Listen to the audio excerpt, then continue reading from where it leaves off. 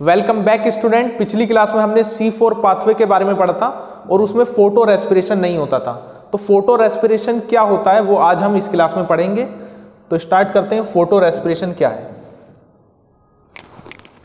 देखो photo respiration क्या है, जो C4 प्लांट है उनके अंदर फोटो रेस्पिरेशन नहीं होता है, जो C3 प्लांट है उनके अंदर फोटो रेस्पिरेशन होता है। तो फोटो रेस्पिरेशन होता क्या है कि जब केल्विन साइकिल का फर्स्ट स्टेप याद करो जिसमें आरयूबीपी रूबिस्को के साथ मिलकर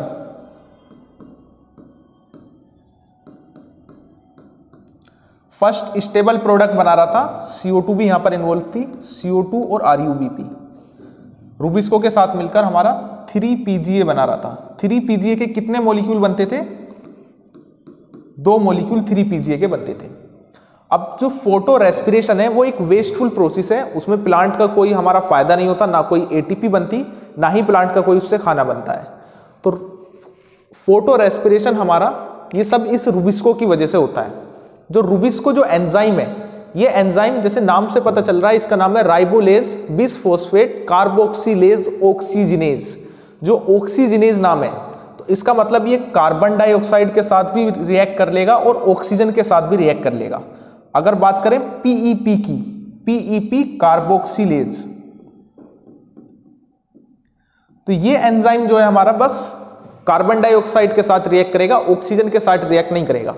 लेकिन जो रूबिस्को वाला है वो कार्बोक्सिलेज भी है और ऑक्सीजिनेज भी है। जो इसके लास्ट में आ गया ना ये ऑक्सीजिनेज, इसकी वजह से अब ये फोटो रेस्पिरेशन करेगा। फोटो रेस्पिरेशन क्या होता है बिल्कुल एकदम क्लियर हो जाएगा, देखो ध्यान से। देखो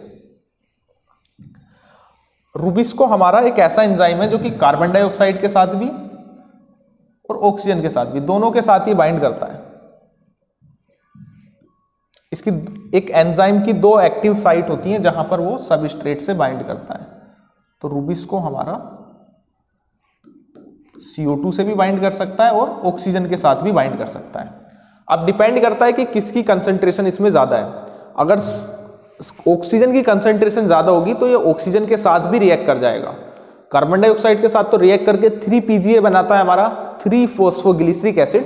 लेकिन अगर रूबिस्को ऑक्सीजन के साथ अगर बाइंड कर जाए, रूबिस्को कार्बन डाइऑक्साइड के साथ भी बाइंड कर सकता है, ऑक्सीजन के साथ भी बाइंड कर सकता है, क्योंकि रूबिस्को जो है वो एक राइबोलेज बिसफॉस्फेट कार्बोक्सिलेज ऑक्सीजिनेज, कार्बोक्सिलेज भी है और ऑक्सीजिनेज भी है, ऑक्सीजन के साथ भी ये रिएक्ट कर सकता है। अगर रूबिस्को ऑक्सीजन के साथ रिएक्ट कर जाएगा तो हमारा फोटो रेस्पिरेशन होगा। तो इस रूबिस्को को ऑक्सीजन कहां से मिलेगा? देखो ये हमारा प्लांट सेल है, C3 प्लांट की सेल है जिसको बोलते हैं मीजोफिल सेल। जो रूबिस्को है वो हमारा बस ऑक्सीजन के साथ जो बाइंड करेगा वो बस C3 प्लांट के अंदर बाइंड करेगा, C4 प्लांट के अंदर नहीं करेगा। तो यानी जो फोटो रेस्पिरेशन होगा वो बस C3 प्लांट के अंदर होगा। C3 प्लांट के अंदर ये है हमारी मीजोफिल सेल। मीजोफिल सेल के अंदर क्लोरोप्लास्ट है, क्लोरोप्लास्ट के अंदर थैलाकोइड की मेम्ब्रेन में चल रहा है हमारा नॉन साइक्लिक फोटोफॉस्फोराइजेशन। नॉन साइक्लिक फोटोफॉस्फोराइजेशन का अगर तुम्हें प्रोडक्ट याद है तो क्या क्या थे?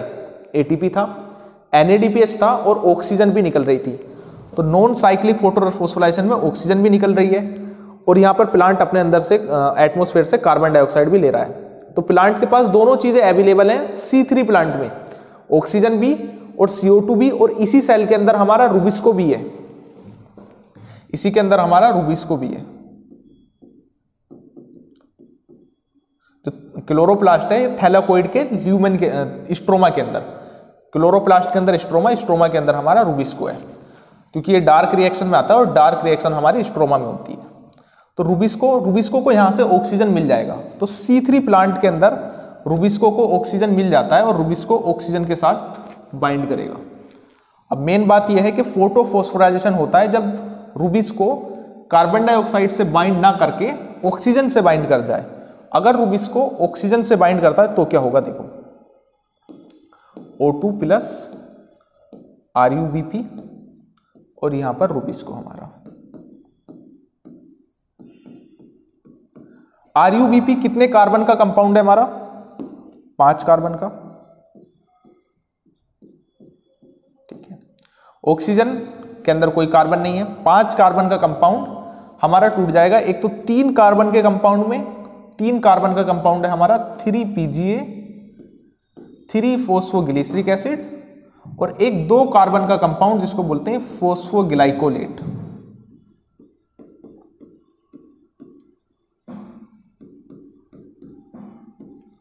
फॉस्फोग्लाइकोलेट ये 2 कार्बन का कंपाउंड है, ये हमारा 3 कार्बन का कंपाउंड है।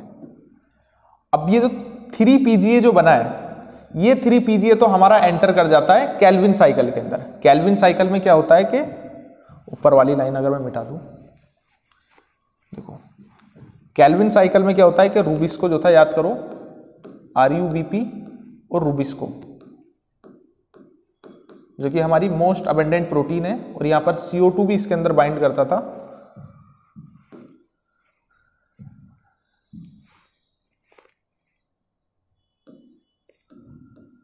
CO2 भी इसके अंदर जाता था हमारा और बनता था 3PGA। 3PGA के कितने मॉलिक्यूल बनते थे? 2 मॉलिक्यूल। तो एक PGA यहां पर बना है, जब ये ऑक्सीजन के साइड बाइंड करा है तो एक PGA तो हमारा ये केल्विन साइकिल में चला जाएगा। अब ये जो हमारा फॉस्फोग्लाइकोलेट है जो कि 2 कार्बन का कंपाउंड है, ये कार्बन का कंपाउंड पहले क्लोरोप्लास्ट में होगा, क्लोरोप्लास्ट,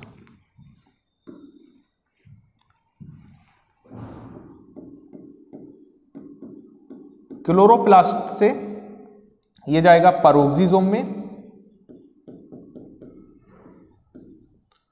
पैरोक्सिसोम से माइटोकॉन्ड्रिया में,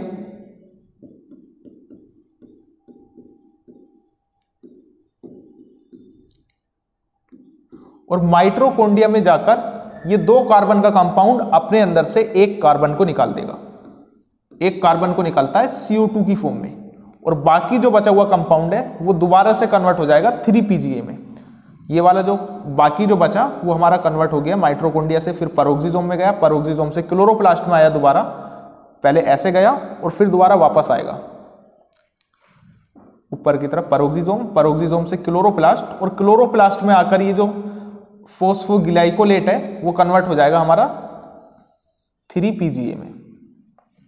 अब यहां पे तुम्हारे दिमाग में बहुत अच्छा क्वेश्चन आ रहा होगा कि ये 2 कार्बन का कंपाउंड था, इसने एक कार्बन यहां पे निकाल दिया, कि फिर बचा एक कार्बन का कंपाउंड। 2 कार्बन के कंपाउंड ने एक कार्बन डाइऑक्साइड की फॉर्म में कार्बन निकाल दिया। 2 कार्बन का कंपाउंड क्लोरोप्लास्ट में गया, क्लोरोप्लास्ट से पैरोक्सिसोम में गया, पैरोक्सिसोम से माइटोकॉन्ड्रिया के अंदर गया, माइटोकॉन्ड्रिया के अंदर जाकर उसने एक कार्बन निकाल दिया। तो अब इसके पास एक कार्बन बचा, एक कार्बन का कंपाउंड से फिर ये 3 कार्बन का कंपाउंड कैसे बन गया?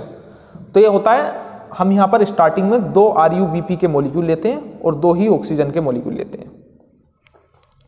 इस रिएक्शन को बैलेंस करने के लिए हमें पूरे को 2-2 से करना पड़ेगा। तो यहां पर 2 ही हमारे ये बनेंगे 3PGA और 2 ही फॉस्फोग्लाइकोलेट बनेंगे। अब बताओ 2 फॉस्फोग्लाइकोलेट में टोटल कार्बन कितने हो गए? 2 फॉस्फोग्लाइकोलेट में टोटल कार्बन 4 कार्बन, 2 फॉस्फोग्लाइक, एक में 2 है, 2 में कितने हो गए? 4 कार्बन यहां जाएंगे, 4 में से एक कार्बन निकल गया तो कितने कार्बन बचे? 3 कार्बन बचे। 4 में से एक कार्बन निकल गया तो 3 कार्बन बचे। उन 3 कार्बन ने मिलकर यहां से 3 कार्बन पैरोक्सिसोम में गए, पैरोक्सिसोम से क्लोरोप्लास्ट में आए, और क्लोरोप्लास्ट में वो 3 कार्बन ने मिलकर बना दिया 3PGA, और 3PGA फिर इसके साथ मिल गया और हमारा केल्विन साइकिल के अंदर यूज होने लगा। तो तुम कहोगे इसमें लॉस कहाँ हुआ, फोटो रेस्पिरेशन कहाँ बुरा है, कि PGA तो मिल गया हमारा, इसमें तो कोई दिक्कत ही नहीं है, PGA मिल गया और ये हमारा केल्विन साइकिल भी चल रही है। लेकिन बाबा यहाँ पर एक CO2 का भी तो लॉस हो गया, इसको भी तो देखो, ये CO2 का जो लॉस हो गया ना यहाँ पर, ये हमारी दिक्कत है।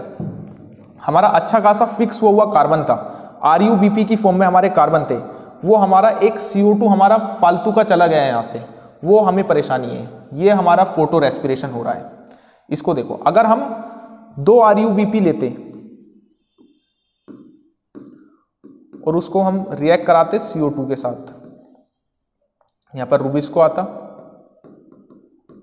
तो टोटल कितने हमारे PGA के मॉलिक्यूल बनते? 3PGA के।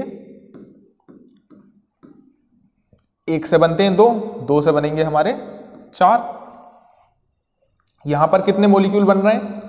यहां पर बन रहे हैं हमारे 2 RuBP से दो तो हमारे पीजीए का ये बन गए, एक 3 पीजीए का ये बन गया, तो टोटल कितने हो गए 3। यहाँ पर 1 पीजीए का नुकसान हो रहा है पूरा, और 1 पीजीए का नुकसान हो रहा है, तो इसलिए इसको बोल रहे हैं फोटो रेस्पिरेशन। इससे कुछ फायदा नहीं हो रहा, बस नुकसान ही हो रहा है, और वो नुकसान बस C3 प्लांट के अंदर होता है, C4 प्लांट के अंदर नहीं होता। C4 प्लांट के अंदर क्यों नहीं होता? क्योंकि C4 प्लांट के अंदर रूबिस्को को ऑक्सीजन मिलती ही नहीं, क्योंकि रूबिस्को C4 प्लांट के अंदर होता है बंडल सी सेल के अंदर, और बंडल सी सेल के अंदर हमारा ऑक्सीजन हो नहीं होता, बस वहां पर कार्बन डाइऑक्साइड होता है। तो रूबिस्को को ऑक्सीजन जब मिलेगी नहीं, ऑक्सीजन नहीं मिलेगी तो वो ऑक्सीजन से रिएक्ट नहीं करेगा, और ऑक्सीजन से रिएक्ट नहीं करेगा जब रूबिस्को, तो हमारा फोटो रेस्पिरेशन नहीं होगा। और फोटो रेस्पिरेशन C4 प्लांट में इसलिए नहीं हो रहा क्योंकि C4 प्लांट में 2 सेल हैं, एक तो मीजोफिल सेल और बंडल सीस सेल, और बंडल सीस सेल के अंदर है रूबिस्को, और बंडल सीस सेल के अंदर कोई भी ऑक्सीजन नहीं है, और रूबिस्को को ऑक्सीजन मिल ही नहीं रही। रूबिस्को ढूंढ रहा है कहीं से ऑक्सीजन मिले, पर मिल ही नहीं रही, तो वो हमारा फोटो रेस्पिरेशन कर ही नहीं पाएगा। ठीक है, अब यहां देखते हैं, यहां भी यही चीज दे रखी है कि जो हमारा रूबिस्को है, RUBP रूबिस्को के साथ मिलता है जब ऑक्सीजन में, तो बना लेता है 2-फॉस्फोग्लाइकोलेट। 2-फॉस्फोग्लाइकोलेट जो है हमारा, वो पेरोक्सिसोम में जाएगा, पेरोक्सिसोम से माइटोकॉन्ड्रिया में जाकर अपने अंदर से एक कार्बन डाइऑक्साइड निकाल देगा। ये कार्बन डाइऑक्साइड का एक लॉस हो गया, और बाकी जो बचे हुआ हमारा रूबिस्को का, ये बैलेंस करने के लिए 2 मॉलिक्यूल इसके लेते हैं, 2 मॉलिक्यूल इसके लेने पड़ते हैं, 1 मिनट, 2 मॉलिक्यूल RUBP के, रूबिस्को के साथ करेंगे 2 ही मॉलिक्यूल ऑक्सीजन के, तो टोटल हमारे बन जाएंगे 2 मॉलिक्यूल इसके, 4 कार्बन इसमें, 4 कार्बन में से 1 कार्बन निकल गया, फिर 1 हमारा ये बन गया। इसके साथ 3-फॉस्फोग्लिसरेट तो बना, इस जगह पर भी यहां पर 1 हमारा, 2 हमारे 3 PGA बनते, 2 हमारे 3 PGA, क्योंकि 2 मॉलिक्यूल लिए हैं RUBP के, तो यहां पर प्लस 2 3 PGA, तो टोटल 2 और 1 3 PGA बने। लेकिन अगर यही चीज कार्बन डाइऑक्साइड के साथ होती तो 4 PGA बनते। यही फोटो रेस्पिरेशन है। फोटो रेस्पिरेशन में जो एक्टिव साइट है रूबिस्को की, वहां पर CO2 बाइंड ना कर करके ऑक्सीजन बाइंड कर जाता है, और ऑक्सीजन बाइंड करने की वजह से, ऑक्सीजन के बाइंड करने की वजह से फोटो रेस्पिरेशन हो जाता है। और फोटो रेस्पिरेशन एक वेस्टफुल प्रोसेस है, जो कि बस C3 प्लांट के अंदर होती है, C4 प्लांट के अंदर नहीं होती। ठीक है,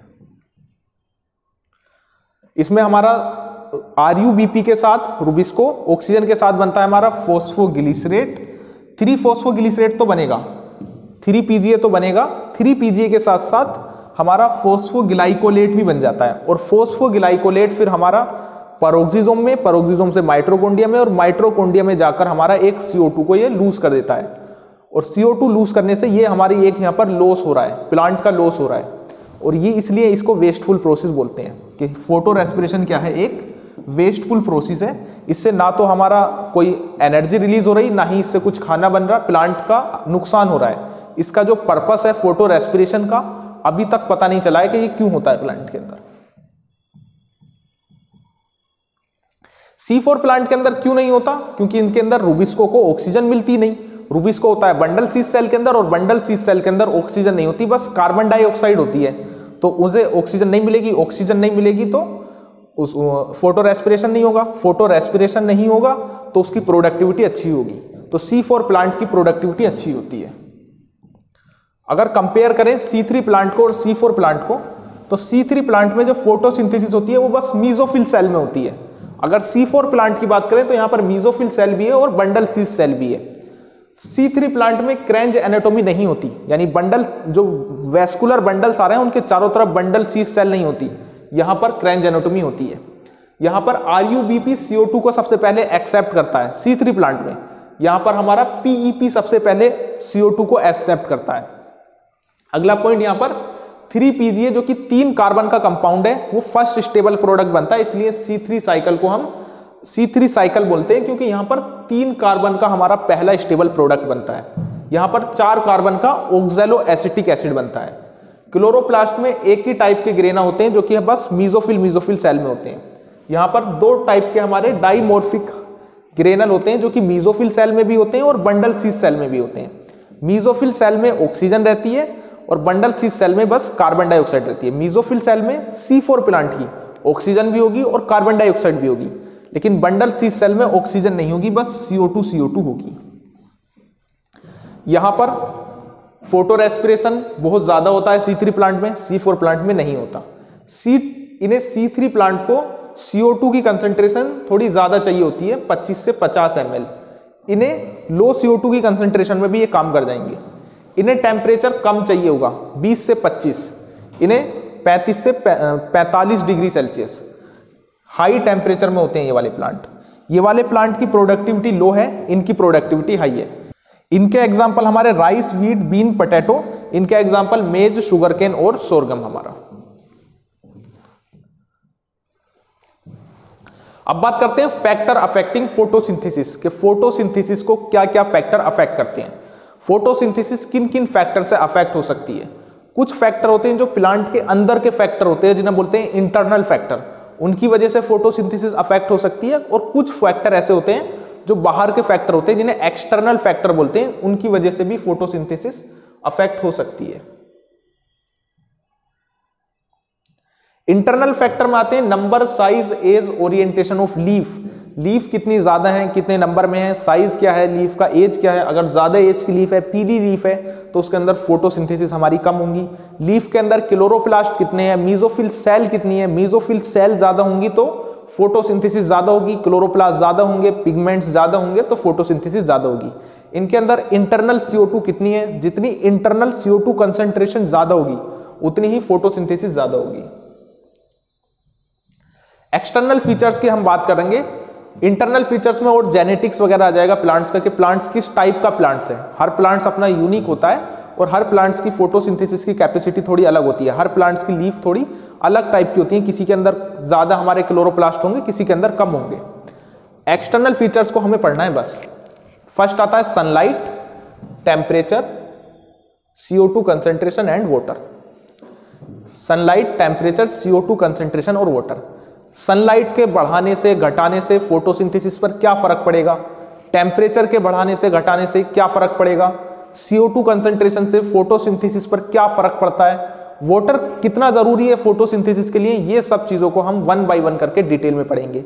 इन सब में से सबसे ज्यादा फर्क किस चीज से पड़ता है और कौन सी चीज इसमें ऐसी है जिनसे सबसे कम फर्क पड़ता है, उन सब चीजों को हम पढ़ने वाले हैं। सबसे ज्यादा फर्क उस चीज से पड़ता है जो उस टाइम पे सबसे ज्यादा कम अमाउंट में अवेलेबल है। इसको ऐसा समझो जैसे तुम्हारे घर मेहमान आए, मेहमान आए तो तुम्हारे घर पे तुम्हें चाय बनानी है। अब चाय बनाने के लिए चाय पत्ती भी चाहिए, चीनी भी चाहिए और हमारा दूध भी चाहिए और पानी भी चाहिए। अब तुम कितने कप चाय बना सकते हो वो इस चीज पे डिपेंड करेगा कि कौन सी चीज तुम पे सबसे कम अमाउंट में है। जोन सी चीज सबसे कम अमाउंट में होगी तुम उसी के हिसाब से लेकर चलोगे। जैसे बस 2 चम्मच चीनी है, 2 चम्मच चीनी है तो बाकी सामान भी फिर तुम 2 चम्मच चीनी के हिसाब से ही डालोगे। बात समझ में आ रही है? तो जो चीज सबसे कम अमाउंट में होती है वही चीज लिमिटिंग फैक्टर बनती है और उसी के हिसाब से फोटोसिंथेसिस पे सबसे ज्यादा फर्क पड़ता है। अब पढ़ते हैं ब्लैक्समैन लॉ।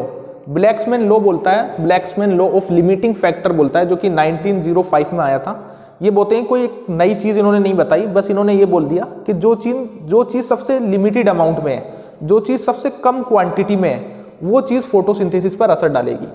अगर हम बोलें कि लाइट डालेगी, क्या हमारा टेम्परेचर फर्क डालेगा, क्या CO2 की कंसंट्रेशन फर्क डालेगी, या वाटर का वजह से फोटोसिंथेसिस पर फर्क पड़ेगा, तो उन्होंने बोला कि जिस चीज की सबसे कम अमाउंट है वो चीज फर्क डालेगी।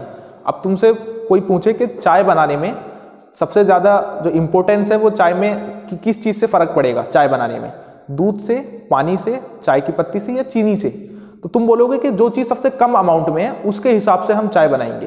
तो ऐसे ही इन्होंने यहां पर बोला कि जैसे जो चीज लिमिटिंग अमाउंट में है, जो चीज की लिमिटेड है, जो अनलिमिटेड चीजें हैं उनको तो देखेंगे नहीं, जो लिमिटेड चीजें हैं, जैसे 2 चम्मच हमारे पास बस चीनी है तो 2 कप चाय बनेगी उससे, और 2 कप चाय के हिसाब से ही हम उसके अंदर दूध डालेंगे, 2 कप चाय के हिसाब से ही फिर पानी डालेंगे, और 2 कप चाय के हिसाब से ही उसके अंदर चाय पत्ती डालेंगे। तो जो चीज लिमिटिंग फैक्टर में है वो चीज असर डालती है फोटोसिंथेसिस पर। तो इसमें बोला है कि जो बायोकेमिकल प्रोसेस है वो अफेक्टेड होती है एक से ज्यादा फैक्टर से। जो बायोकेमिकल प्रोसेस एक से ज्यादा फैक्टर से अफेक्टेड हो रही है वो उसमें वो फैक्टर रेट डिटरमाइन करेगा जो कि फैक्टर हमारा लिमिटेड अमाउंट में है, जो कि फैक्टर हमारा मिनिमम वैल्यू जो कि लिमिटेड अमाउंट में है, जिसकी मिनिमम वैल्यू है, जो सबसे कम अमाउंट में है वो हमारा उसके रेट को डिटरमाइन करेगा। अगर एक प्लांट के पास CO2 बहुत ज्यादा है और उसको लाइट कम मिल रही है तो उस पर लाइट की वजह से लाइट का जो रेट है वो उसके फोटोसिंथेसिस के रेट को डिटरमाइन करेगा। दूसरा प्लांट है जिसके पास लाइट कम है लेकिन CO2 ज्यादा है, तो उस प्लांट में जो लाइट है वो उसके फोटोसिंथेसिस के रेट को डिटरमाइन करती है। फोटोसिंथेसिस का रेट वो फैक्टर डिटरमाइन करता है जो कि लिमिटेड अमाउंट में, जो कि मिनिमल वैल्यू में है। अब बात करते हैं लाइट की। लाइट जो है फोटोसिंथेसिस के लिए बहुत ज्यादा जरूरी है क्योंकि लाइट रिएक्शन होती है और लाइट रिएक्शन में हमें लाइट की जरूरत पड़ती है, जिससे कि लाइट पड़ती है लीफ पर, जो पिगमेंट्स हैं वो लाइट को एब्जॉर्ब करते हैं और लाइट को एब्जॉर्ब करके वो लाइट रिएक्शन करते हैं। अब लाइट की कितनी जरूरत होती है फोटोसिंथेसिस में? Light most of the case में लाइट प्लांट को भरपूर मिलती है। जितनी लाइट आ रही है 100% में से अगर 10% लाइट भी मिल जाए प्लांट को वो भी बहुत है। 10% लाइट भी प्लांट को इनफ है। बस अगर 10% लाइट भी मिल गई प्लांट को तो वो भी इनफ है। तो लाइट जो है वो कोई बहुत रेयर चांस होता है जो लाइट लिमिटिंग फैक्टर बनेगा। लिमिटिंग फैक्टर कौन बनता है? जो कि सबसे मिनिमल अमाउंट में है। लाइट फोटोसिंथेसिस के रेट को डिटरमाइन जब करेगी जब लाइट बहुत कम अमाउंट में हो, और लाइट बहुत कम अमाउंट में जब हो सकती है जब प्लांट बिल्कुल छोटा सा प्लांट है और उसके ऊपर पूरा ऐसे दूसरे प्लांट ने आकर घेर लिया उसको, बहुत ज्यादा डेंस फॉरेस्ट है। डेंस फॉरेस्ट में जो प्लांट है वो नीचे दब गया और उसके चारों तरफ बहुत घने घने पेड़ आ गए, तब लाइट लिमिटिंग फैक्टर हो सकता है। वैसे नॉर्मल केस में अगर 10% भी लाइट पड़ रही है तो वो भी प्लांट के लिए काफी है, वो भी प्लांट के लिए बहुत काफी है। अब इसका ग्राफ देखें तो अगर लाइट 0 है तो फोटोसिंथेसिस बिल्कुल नहीं होगी, 0 रहेगी। लाइट इंटेंसिटी को बढ़ाएंगे तो फोटोसिंथेसिस का रेट भी हमारा बढ़ता चलेगा। फोटोसिंथेसिस का रेट एकदम इसके डायरेक्टली प्रोपोर्शनल चलेगा, इंक्रीज होता रहेगा। जब लाइट हमारी 10% पर पहुंच जाएगी फिर लाइट को कितना भी इंक्रीज करो फिर फोटोसिंथेसिस का रेट इंक्रीज नहीं होगा, क्योंकि लाइट में एक लिमिटिंग फैक्टर आ गया। लाइट बस 10% लाइट इनफ है प्लांट के लिए, इससे ज्यादा उसके लिए बेकार है। फिर अब इससे ज्यादा अगर हम लाइट इंटेंसिटी को बढ़ाएंगे तो फोटोसिंथेसिस के रेट में कोई फर्क नहीं आ रहा, मतलब एकदम कांस्टेंट हो गया, एक सैचुरेशन पॉइंट आ गया। इससे आगे अगर लाइट को बढ़ाएंगे, देखो दोबारा से इसको ग्राफ को समझाऊं मैं, अगर ऊपर को जाएंगे हम तो फोटोसिंथेसिस का रेट बढ़ेगा, इस साइड को जाएंगे तो लाइट इंटेंसिटी बढ़ेगी, लाइट इंटेंसिटी इस साइड को बढ़ेगी और फोटोसिंथेसिस का रेट इस साइड को बढ़ेगा। तो स्टार्टिंग में फोटोसिंथेसिस का रेट 0 है, लाइट इंटेंसिटी भी 0 है। लाइट इंटेंसिटी बढ़ाएंगे फोटोसिंथेसिस का रेट भी बढ़ता चलेगा, एकदम लीनियर जाएगा। और जब लाइट इंटेंसिटी हमारी लगभग 10% तक पहुंच जाएगी तो फोटोसिंथेसिस का रेट हमारा सैचुरेट हो जाएगा, उससे आगे फिर फोटोसिंथेसिस का रेट इंक्रीज नहीं होगा, क्योंकि अब लाइट पूरी भरपूर मात्रा में मिल रही है। अब यहां पर लाइट लिमिटिंग फैक्टर नहीं रहा। अब कोई दूसरी चीज प्लांट के अंदर लिमिटिंग फैक्टर है मगर लाइट लिमिटिंग फैक्टर नहीं है, क्योंकि 10% लाइट इनफ है प्लांट के लिए। उससे ज्यादा अगर लाइट को बढ़ाएंगे तो प्लांट पर कुछ फर्क ही नहीं पड़ेगा, क्योंकि फोटोसिंथेसिस का जो रेट है वो एकदम सैचुरेट हो गया, उससे ज्यादा फिर फोटोसिंथेसिस नहीं होगी। ऐसा नहीं हो सकता कि लाइट को बढ़ाते रहे तो फोटोसिंथेसिस का रेट भी बढ़ता ही रहे। एक लिमिट होती है जो कि 10% है। अगर 10% लाइट मिल गई प्लांट को तो इनफ है बस, उससे ज्यादा अगर तुम लाइट दोगे तो उसका फिर और फोटोसिंथेसिस का रेट इंक्रीज नहीं होगा, वहां पर आकर कांस्टेंट हो जाएगा। दूसरी बात करते हैं कार्बन डाइऑक्साइड। कार्बन डाइऑक्साइड की जो कंसेंट्रेशन है ये मोस्ट ऑफ द केस में हमारी लिमिटिंग फैक्टर का काम करती है। सबसे ज्यादा जो लिमिटिंग फैक्टर रहता है वो कार्बन डाइऑक्साइड ही रहता है। मैं मोस्ट ऑफ द केस क्यों बोल रहा हूं, क्योंकि हम एकदम कंफर्म होकर नहीं बोल सकते कि कार्बन डाइऑक्साइड ही लिमिटिंग फैक्टर है। वो डिपेंड करता है कि उस जगह पर जो प्लांट है उस प्लांट के आसपास लाइट कम मिल रही है, क्या कार्बन डाइऑक्साइड कम मिल रहा है, क्या उसको पानी कम मिल रहा है, क्या उसको टेम्परेचर कम मिल रहा है। तो वो डिपेंड करता है उन सब चीजों पर। जो चीज कम अमाउंट में होती है वो लिमिटिंग फैक्टर बनती है। तो ज्यादातर केसों में जो कार्बन डाइऑक्साइड है वो लिमिटिंग फैक्टर बनती है, क्योंकि जो एटमॉस्फेयर के अंदर जो कार्बन डाइऑक्साइड की कंसंट्रेशन है वो है हमारी 0 से 0.3 से 0.4% है बस। अगर इसको 0.5% बढ़ा दें, 0.01% तक कर दें, 0.03 से 0.04% हमारी एटमॉस्फेयर के अंदर कार्बन डाइऑक्साइड की कंसंट्रेशन है। अगर उसे 0.01% बढ़ा दें तो हो जाएगी 0.05%। और ऐसा बढ़ाने से चाहे C3 प्लांट हो और चाहे C4 प्लांट हो, दोनों प्लांट का रेट इंक्रीज हो जाएगा फोटोसिंथेसिस करने का। अच्छा, जो C4 प्लांट हैं उन्हें कितनी कार्बन डाइऑक्साइड चाहिए फोटोसिंथेसिस करने के लिए? उन्हें चाहिए होती है 360 माइक्रोलीटर पर लीटर। एनसीईआरटी में यहां पर माइक्रोलीटर दे रखा है, इन्होंने माइक्रोलीटर को स्मॉल m से दिखा दिया। C4 प्लांट को तो इतनी हमारी वो चाहिए, कार्बन डाइऑक्साइड चाहिए, और C3 प्लांट को कार्बन डाइऑक्साइड की कंसंट्रेशन चाहिए 450 माइक्रोलीटर पर लीटर, और एटमॉस्फेयर के अंदर होती कितनी है? 380 माइक्रोलीटर पर लीटर। तो C3 प्लांट के लिए मोस्ट ऑफ द केस में जो कार्बन डाइऑक्साइड है वो लिमिटिंग फैक्टर रहेगी, क्योंकि एटमॉस्फेयर में इतनी कार्बन डाइऑक्साइड नहीं है। एटमॉस्फेयर में कार्बन डाइऑक्साइड है 380 माइक्रोलीटर पर लीटर, इसे ppm में भी लिख सकते हैं, पार्ट्स पर मिलियन करके भी लिख सकते हैं। और प्लांट्स को, C3 प्लांट को चाहिए कितनी? 450 माइक्रोलीटर पर लीटर चाहिए, 450 ppm चाहिए, लेकिन है कितनी? 380 ppm है। तो C3 प्लांट के लिए तो मोस्ट ऑफ द केस में जो CO2 है वो हमारा लिमिटिंग फैक्टर रहेगा, ठीक है। इसलिए जो C3 वाले प्लांट हैं, जैसे हमारे टोमेटो है, बेल पेपर बोलते हैं, शिमला मिर्च वगैरह है, इनको हम CO2 एनरिच एनवायरनमेंट में ग्रो कराते हैं। हम अलग से इनके लिए एनवायरनमेंट बनाते हैं, ऐसे ग्रीन हाउस टाइप का, उसके अंदर CO2 ज़्यादा हो, उस हिसाब से इनको ग्रो कराते हैं। अगर टोमेटो को और शिमला मिर्च को, C3 वाले प्लांट को ऐसी जगह पर ग्रो कराएं जहां पर CO2 की कंसंट्रेशन ज़्यादा है, तो इनके अंदर फोटोसिंथेसिस का रेट इंक्रीज हो जाएगा, क्योंकि नॉर्मल एटमॉस्फेयर में इतनी CO2 नहीं है कि ये C3 प्लांट अच्छे से फोटोसिंथेसिस कर सकें। C3 प्लांट को अगर खूब अच्छे से फोटोसिंथेसिस करनी है तो 450 ppm की कंसंट्रेशन की CO2 चाहिए, और एटमॉस्फेयर में 380 की है। C4 प्लांट को इससे कोई परेशानी नहीं होती। C4 प्लांट नॉर्मल एटमॉस्फेयर में अच्छे से फोटोसिंथेसिस कर लेते हैं, क्योंकि C4 प्लांट के लिए सैचुरेशन पॉइंट है हमारा 360 ppm, और C3 प्लांट के लिए सैचुरेशन पॉइंट है 450 ppm। यही वजह है कि C3 प्लांट को हम CO2 एनरिच एनवायरनमेंट में ग्रो कराते हैं।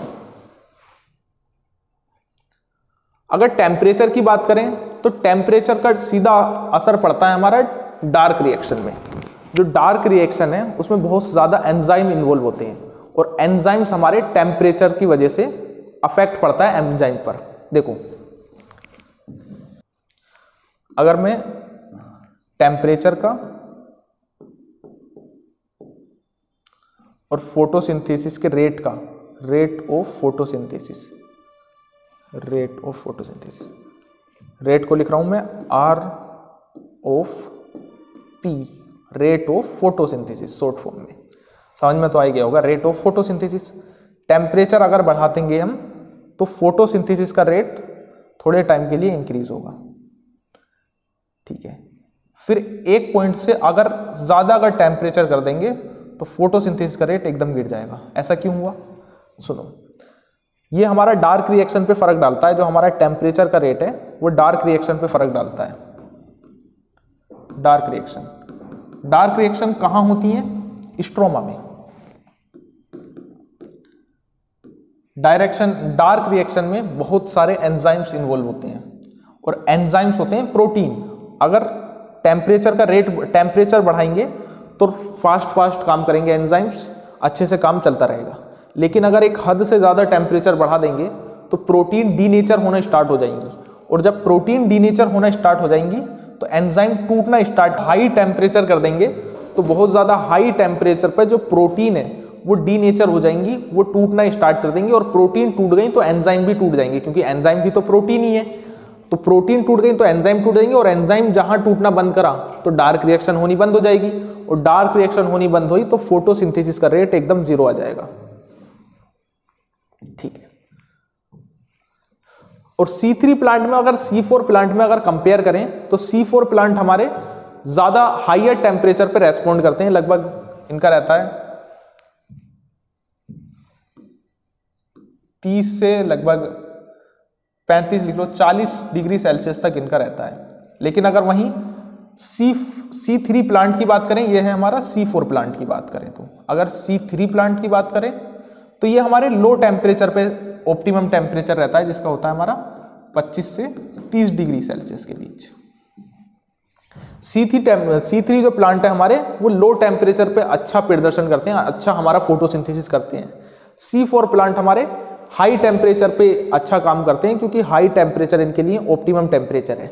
C4 प्लांट याद है ये ट्रॉपिकल रीजन में उगते थे, ड्राई रीजन में, जो हमारा सूखा इलाका होता था। इन्होंने अपने आप को एडॉप्ट कर लिया है हाई टेम्परेचर पे अच्छा काम करने के लिए। तो अगर C4 प्लांट की बात करें तो वो ज्यादा टेम्परेचर पे अच्छा काम करते हैं, अगर C3 प्लांट की बात करें तो वो कम टेम्परेचर पे अच्छा काम करते हैं। अब लास्ट आता है हमारा वाटर। पानी क्या इफेक्ट डालता है फोटोसिंथेसिस पर? क्या पानी हमारा लिमिटिंग फैक्टर हो सकता है? हो सकता है। अगर पानी अगर बहुत कम अमाउंट में है तो लिमिटिंग फैक्टर हो सकता है। कोई भी चीज, चाहे पानी हो, चाहे लाइट हो, चाहे CO2 की कंसंट्रेशन हो, चाहे टेम्परेचर हो, जो सबसे कम अमाउंट में होगा, जो सबसे लिमिटिंग वैल्यू में होगा, जो सबसे मिनिमम वैल्यू में होगा, वो हमारा लिमिटिंग फैक्टर कहलाया जाएगा। उसी के हिसाब से हमारी फोटोसिंथेसिस का रेट डिटरमाइन होगा। तो पानी डायरेक्टली तो कोई इतना बड़ा इफेक्ट नहीं डालता प्लांट पर। पानी जरूरी है, लाइट रिएक्शन में पानी टूटता है जिससे ऑक्सीजन निकलती है, ये हमें पता है। लाइट रिएक्शन में जो पानी का मॉलिक्यूल है, जो फोटो सिस्टम सेकंड है, उसके एंजाइम पानी को तोड़ देते हैं 2H+ में, 2 इलेक्ट्रॉन में, और यहाँ से हाफ ऑक्सीजन का मॉलिक्यूल निकलता है। एक तो पानी यहाँ यूज होता है, और पानी और दूसरे भी एंजाइम्स होते हैं प्लांट के अंदर, उनको एक्टिवेट कराता है। एक तो मेन काम ये है पानी का। पानी का एक दूसरा काम भी है कि पानी इनडायरेक्टली बहुत बड़ा असर डालता है प्लांट पर। कैसे? कि जो पानी है, अगर पानी की कमी हो जाती है तो स्टोमेटा क्लोज होना स्टार्ट हो जाते हैं। जो लीफ के अंदर छोटे छोटे छेद हैं, वो छेद बंद हो जाते हैं। अब जब लीफ के अंदर जो छेद बंद हो जाएंगे तो प्लांट के अंदर CO2 आना बंद हो जाएगा। तो पानी की वजह से CO2 आना बंद हो जाएगा, और CO2 आने की बंद होने की वजह से फोटोसिंथेसिस की रिएक्शन हमारी रुकना स्टार्ट हो जाएगी। एक तो काम ही हो गया। और पानी कम होगा तो प्लांट की पत्तियां मुरझा जाएंगी। मुरझा जाएंगी तो वो सरफेस एरिया कम कर लेंगी। सरफेस एरिया कम करेंगी तो उन पर अब लाइट भी कम पड़ेगी। सुकड़ गई, वो सुकड़ जाने से विल्ट्स हो जाएंगी रीफ, जिससे उनका सरफेस एरिया कम हो जाएगा और उनके अंदर मेटाबॉलिक एक्टिविटी भी कम हो जाएंगी। पानी डायरेक्टली तो इतना असर नहीं डालता, लेकिन इनडायरेक्टली प्लांट का स्टोमेटा क्लोज होने की वजह से पानी कम होगा तो स्टोमेटा क्लोज कर लेगा प्लांट स्टोमेटा क्लोज करेगा तो CO2 का कंसंट्रेशन कम हो जाएगा प्लांट के अंदर, क्योंकि अब प्लांट के अंदर CO2 नहीं आ रहा। CO2 बाहर से प्लांट ले रहा था, अब स्टोमेटा बंद हो गया तो CO2 भी कंसंट्रेशन की भी अब प्लांट को किल्लत होने लगी। इसके बाद प्लांट ने अपनी पत्तियों को भी मुरझा लिया। पत्तियों को मुरझाने से उसका सरफेस एरिया कम हो गया। उनके ऊपर जो प्लांट की पत्तियों के अंदर और मेटाबॉलिक एक्टिविटीज हो रही थी, वो मेटाबॉलिक एक्टिविटीज भी कम हो गई। तो प्लांट का भी बहुत बड़ा इफेक्ट रहता है। तो स्टूडेंट्स, यहाँ पर हमारा ये photosynthesis in higher plants chapter finish हो जाता है। मिलते हैं नेक्स्ट क्लास में।